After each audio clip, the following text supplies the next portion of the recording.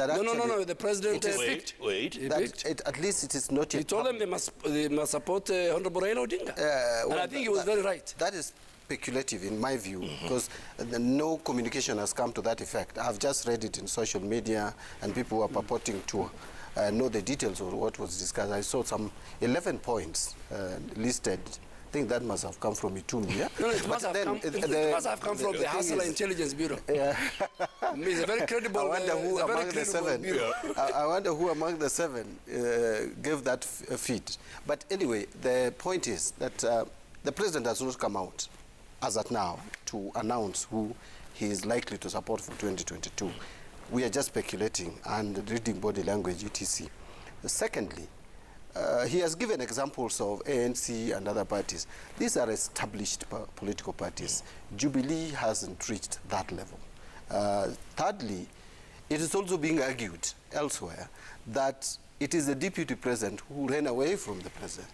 The president actually asked him to hold his horses. In fact, if you could play that clip where he said, he asked him, wait for the baton. But he said the deputy president is running in the opposite direction. So the president was left, in my view, I cannot speak for him, but I just think that probably he was left with no option but now to look elsewhere, if he's going to look elsewhere. Yeah. Because 2022 is still a few months away. And in Kenya, by the way, coalitions that have won election or purport to have won election, like I believe Jubilee is purporting that they have won 3 elections, even where they competed alone, usually they are crafted towards a few months to election, 2-3 months. So we still have enough time. In my view, I think Honorable Duale is a bit bitter that the relationship, the cordial relationship that was there between the president and the deputy is no longer there. You know, that's a very good point. Let me ask you this. You know, 500 kilometers away from Mombasa, Deputy President William Ruto is conducting business as usual, meeting groups here and there. The question is, what went wrong? No, you know, this is the elephant in the room. Yeah. And I think the best person to answer that, or the 2 people to answer that, will be the president and his deputy. But you said you're very close to the president. Yes. To both of them. You know, and you know, that is why, Jeff, in fact, you have asked me a very good question. That is why some of us who are insiders in the Jubilee administration the last 9 years will not fall for this narrative of anti-William Ruto, because the president did not call any section of his leadership, me included, and said, we have a problem with William Ruto. William Ruto has done A, B, C, D, and that is why he is not the right leader for our party. He's our deputy party leader. So minus that, some of us don't want to be victims of politics of deceit and betrayal. I mean, we are men of faith. We are men of honor. We went with William Ruto and Uhuru Kenyatta. I did 25 times to ICC. I was not in ICC. I was not facing serious crimes. It was them who were facing. I went with them to very many prayers. But you know, what William Ruto is facing within the context of post-independence Kenyan politics, Jaramogi Odinga went through this. Raila Odinga, the current opposition leader, went through this when he said Kibaki Tosha. The aftermath, he went through humiliation. In the Grand Coalition government, which me and Mbadi were members, former Prime Minister was not treated very well. Now, the architecture of the 2010 Constitution tried to insulate that humiliation. And that's why today, the question you've asked, the president is in Mombasa meeting a cabal of tribal leaders. The deputy president is protected by the Constitution under 143. And you know, when I saw my good friend, the former Vice President, Kalonzo Musyoka, said, oh, you know, when I was the Vice President, I used to take permission from the President. You know, he doesn't know when he was the Vice President is different from the Deputy President. The Deputy President, the Vice President, Kalonzo Musyoka, his letter of appointment as a Vice President was signed by President Kibaki You're aware of that? But for Deputy President William Ruto, the way President Uhuru Kenyatta received his letter, his certificate at Bomas from Chapukati and Isaac Hassan, his predecessor, William Ruto, received his certificate. They were both elected together. They were in the ballot box. So what happened, where did the rain started beating us, is history. But what we are now discussing is that President Uhuru Kenyatta, my very good friend, the best he should do is to emulate President Mwai Kibaki during his last days of the transition period. Okay. And all that he needs to do is to assure the country that he will hand over power, which it is the constitution that will ask him to hand over, to whoever will be elected majority by the Kenyan people, and ask institutions that work with the IBC. We will need a credible, peaceful country. That would be the legacy of President Uhuru Kenyatta. By the way, you also forgot Daniel Arap Moi in your, when you talk about humiliation, remember? Oh, yes, by the same cabal. In fact, thank you very much.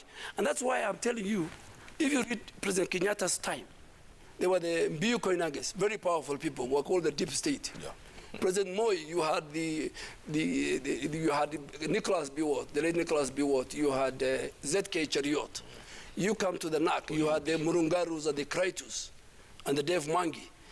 So in the second term of President Kibaki, you had Amos Kimunya, the current leader of majority, very powerful.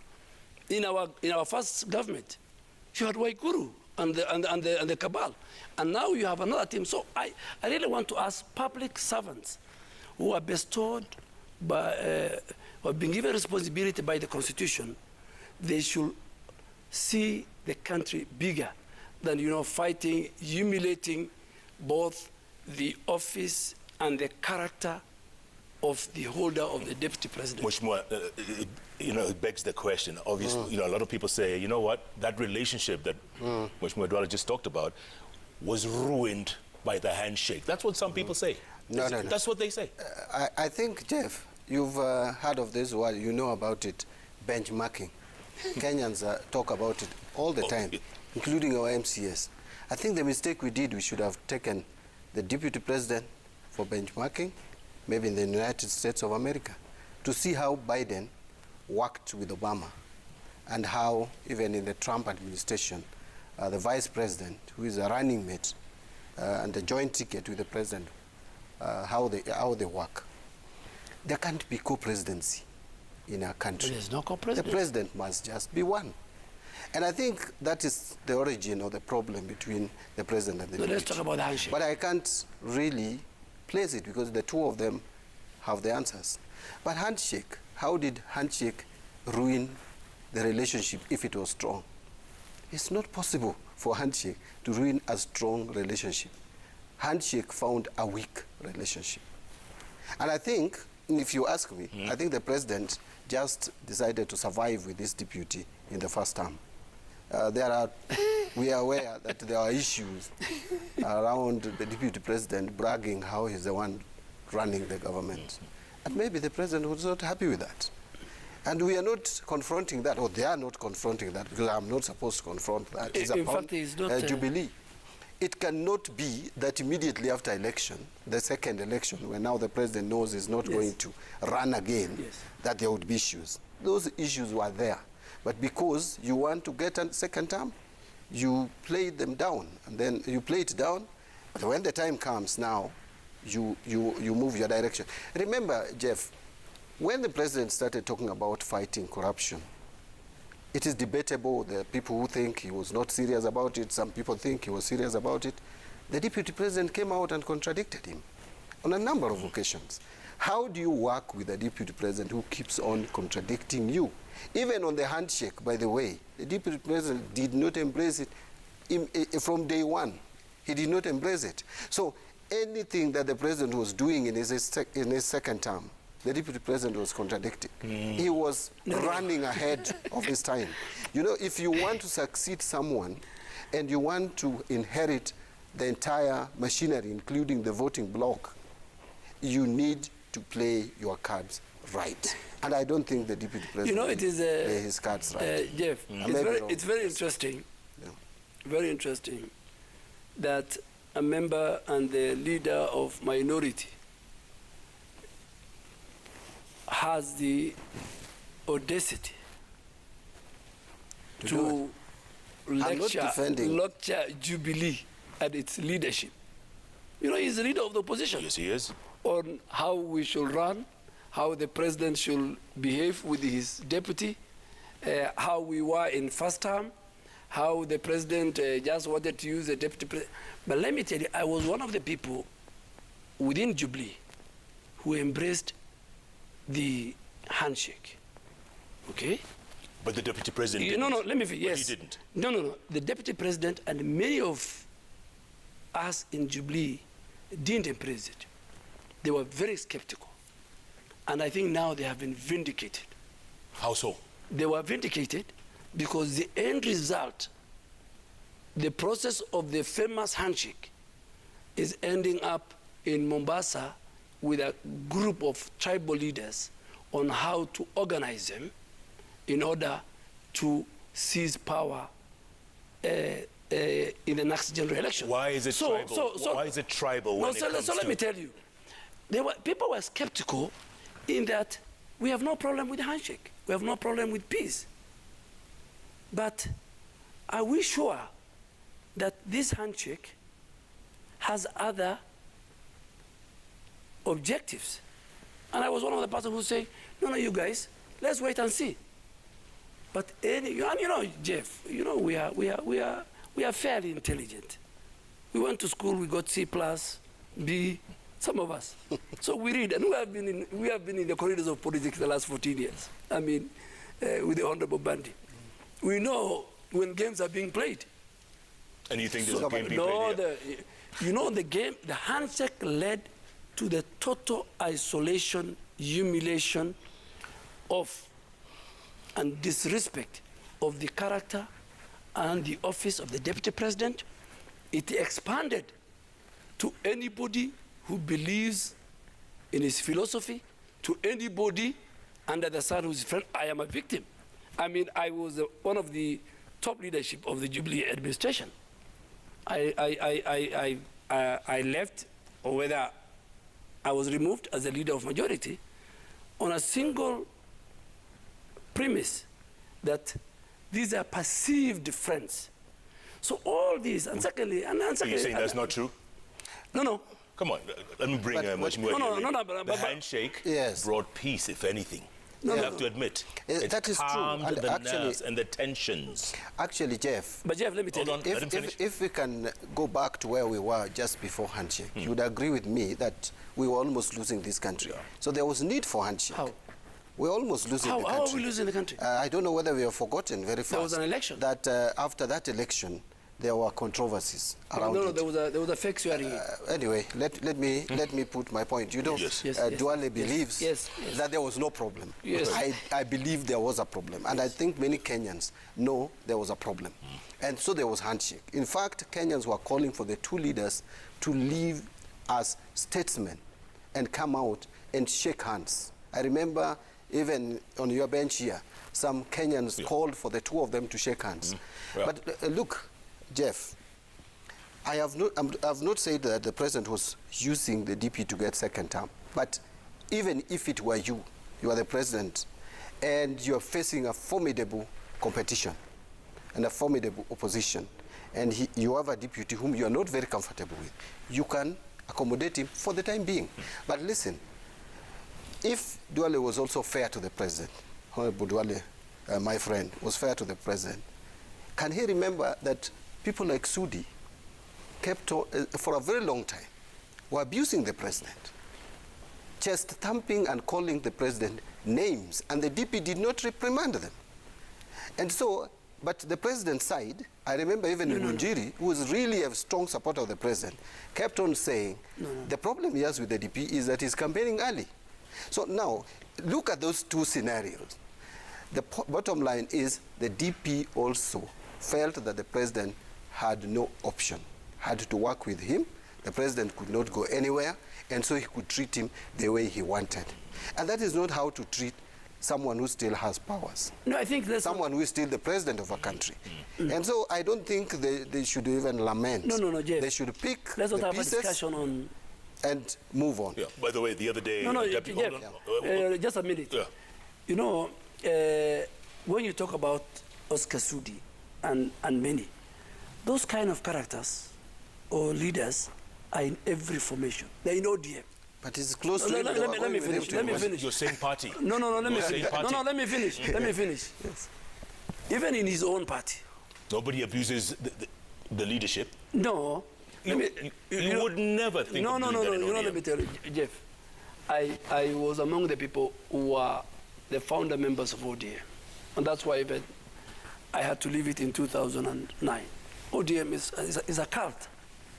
No. It's a cult. It's but like, you're a former founding member? Yes. Why did I left in 2009?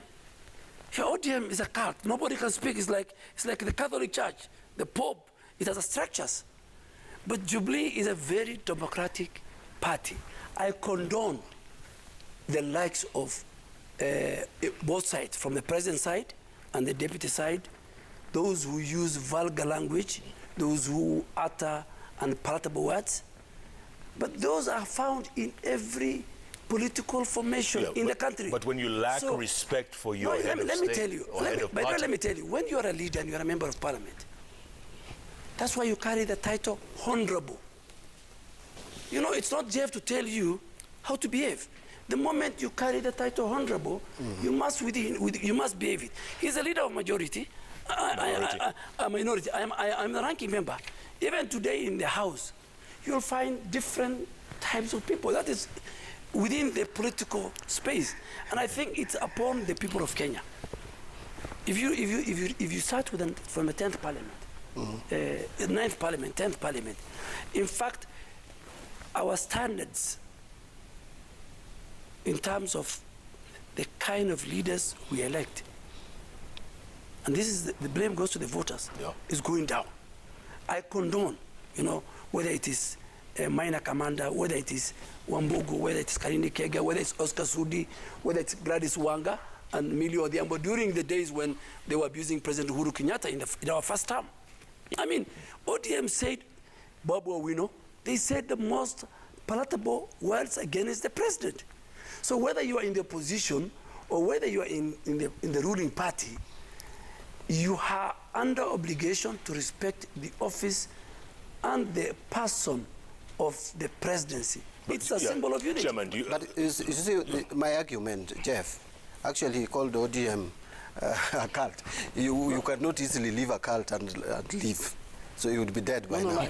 So cults are never left like that. So ODM is not a cult. If you leave a cult, you will die. And so many people have been leaving ODM and they survive and they are still alive. So ODM is not a cult. It's only that we are disciplined as a party, and we have structures, and we have our ways of meeting and resolving our issues. We meet, our NEC meets every 3 months, the minimum, and we meet as a central committee. But what I wanted to say is, if you are in a political outfit, you are in a political party, and you have a political party, you are a leader, there is no way you can attack that leader, abuse that leader, scandalize that leader without being reprimanded. And that is what was happening. And by the way, everybody knows how close Oscar Sudi is to the deputy president. The latest proof is they were going to Uganda together. That was a trip of a selected few.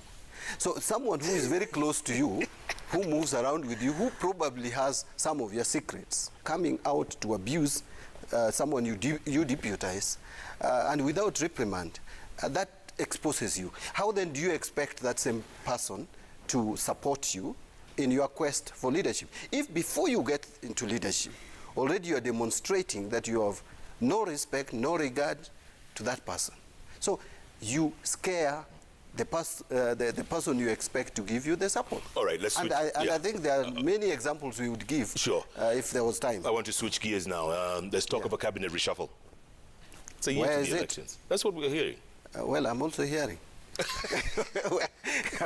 I don't do cabinet reshuffle. Okay, let me ask you in another way. Is it even wise to think of a cabinet reshuffle a year to the elections? Well, if you ask me, if the president wanted to have more cohesive government, he would have done that reshuffle earlier than today. 1 year is short, but again, in terms of service delivery, even a month is enough time. You can offer some services. If the president feels that he needs some order into his cabinet, which he should have done so many months back, he can do it. I don't know whether it would realize its objectives now. In my view, it's a bit too late. Yes, in the day. Yeah. Cabinet reshuffle? Yes. When the president has a prerogative under the Constitution, even to reshuffle 1 month to the end of his administration. But it's not good practice. But you know, the headlines of the cabinet reshuffle, these are baits for the opposition. To do what? These people really want power. They're hungry. No. So these headlines is that, because you have to, the president now, all of a sudden, and I know President Uhuru Kenyatta, and I think he must listen to very wise counsel, which he's not listening to of late. The president is busy trying to manage a very disjointed opposition. In fact, let me agree with Honorable Mbadi. The only serious political party that has existed since 2005 is ODM. And then he calls it a cult? No. I mean, Are you speaking from both sides of your mouth? You know, let me tell you. You can have this building existing for 50 years. But this building, inside it, there might be different things. So I'm saying, in terms of us who formed URP and TNA and felt these are tribal parties, let's form a more national party and form Jubilee. We should have learned from ODM in terms of having one political party. But the president is busy trying to craft a winning formula. And you know, the only time this kind of a scenario happened in Kenya, the victim was President Uhuru Kenyatta himself. President Moi assembled a team of seasoned octogenarian politicians, the likes of Raila Odinga, George Saitoti, Mudi Awori, to make sure KANU exists and his legacy and his candidate wins the 2022 general election. 2002. Yes, 2002. What did the President Uhuru Kenyatta did? President Moi did? He forced President Uhuru Kenyatta onto those other leaders.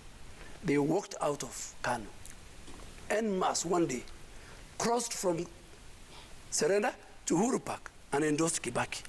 Okay, so why doesn't your candidate walk away then? No. I mean, it's not my candidate, the people who walked away.